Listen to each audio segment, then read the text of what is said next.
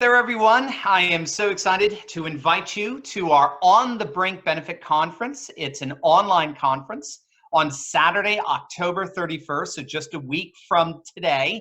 It's right before the big day, featuring myself and our special guest, Red Eagle Politics. I know many of you are familiar with Red Eagle. He operates an awesome and very popular poll analysis channel that you definitely want to check out. It's Red Eagle Politics.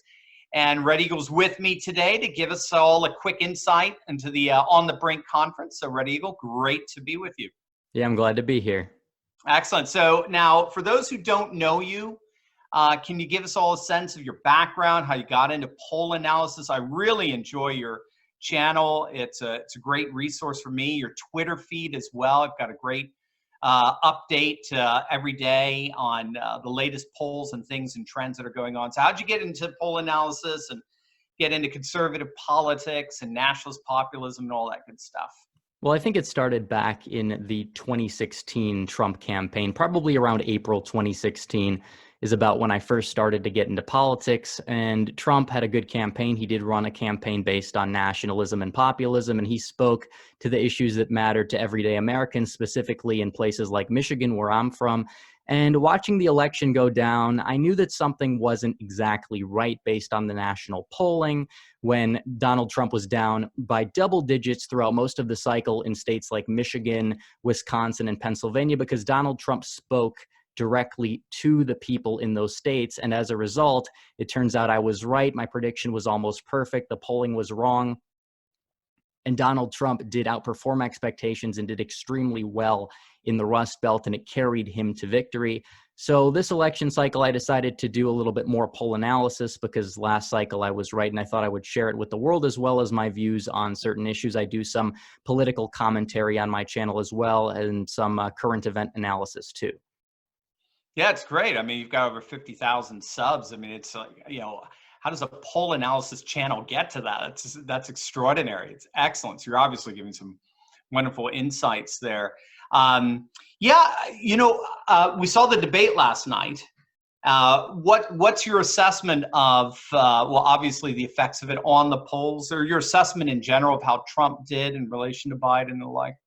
Yeah, I think that Donald Trump did very well in this debate. I think he did much better than he did in last debate. And a lot of the undecided voter panels have said he sounded surprisingly presidential, which is a good thing in terms of galvanizing undecided voters. But at the same time, he effectively hit Biden in a way that appealed to his base, which is exactly what you need to do in a turnout election. And I think the number one takeaway of this debate, just as it was the last debates in 2016 with Hillary Clinton, is when Donald Trump sat there and he said, "Joe, you've been in office for 47 years and you have nothing to show for it." And that's what voters wanted in Donald Trump when they voted for him last time. They wanted a businessman who went in there and could get things done. Biden's been there, a career politician, 47 years. Donald Trump has done far more in 4 than Biden has done in 47. And that's the message that Trump needs to hammer into victory. And he did a great job of that at last night's debate.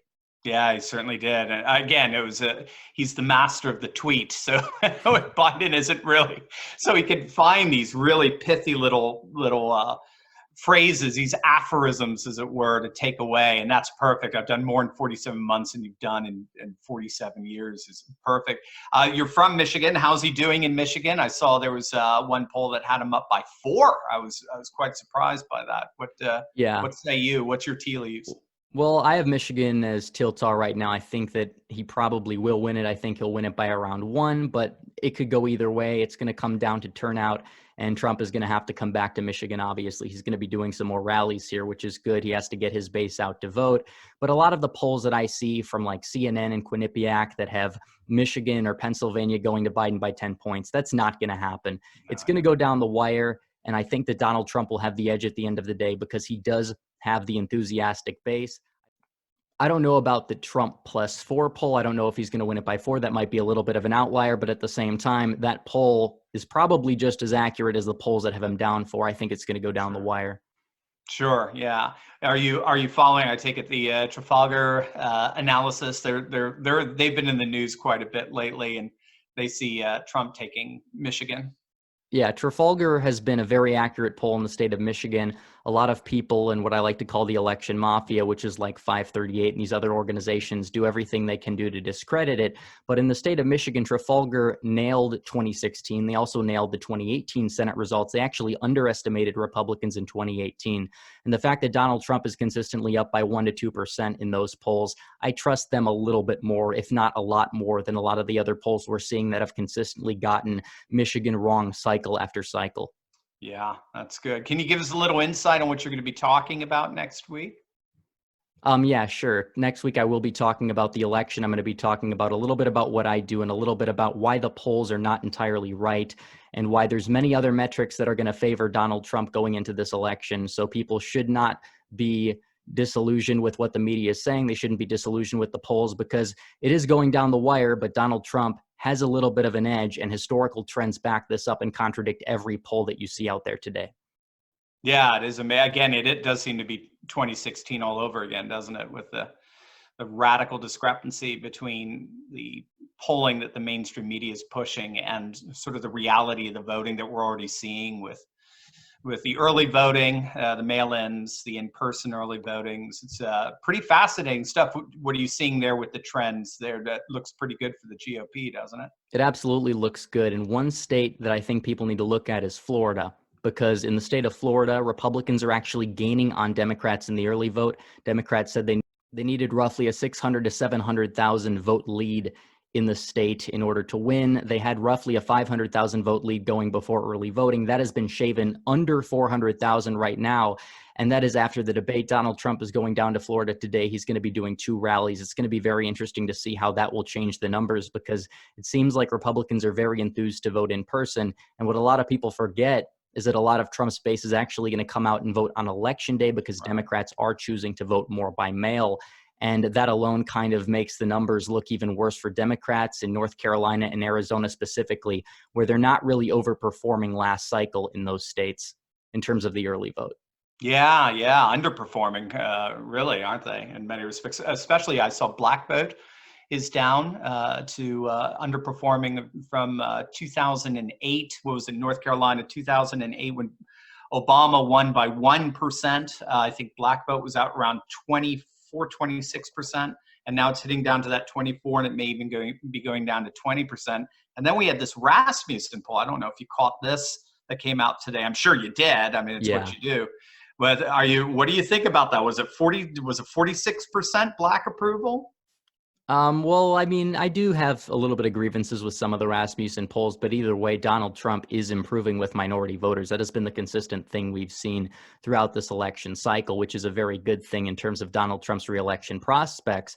But in the state of North Carolina, it's very important to note that black turnout in the Democrat primary was down around 4% as a percentage of the Democrat electorate this cycle. So minority voters as a whole are a little bit disillusioned, and Donald Trump is also expected to make some gains with them. So either way, Democrats should be very scared in terms of North Carolina, Georgia, Florida, and even the swing states up in the Rust Belt, where a lot of the Democrat vote does come from places like Detroit, which plummeted in the turnout this cycle for the primary.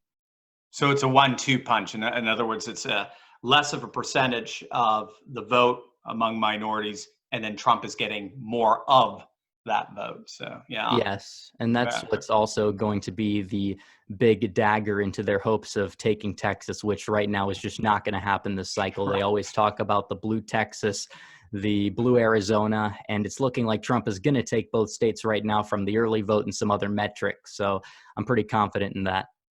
Excellent. Wow. Fantastic.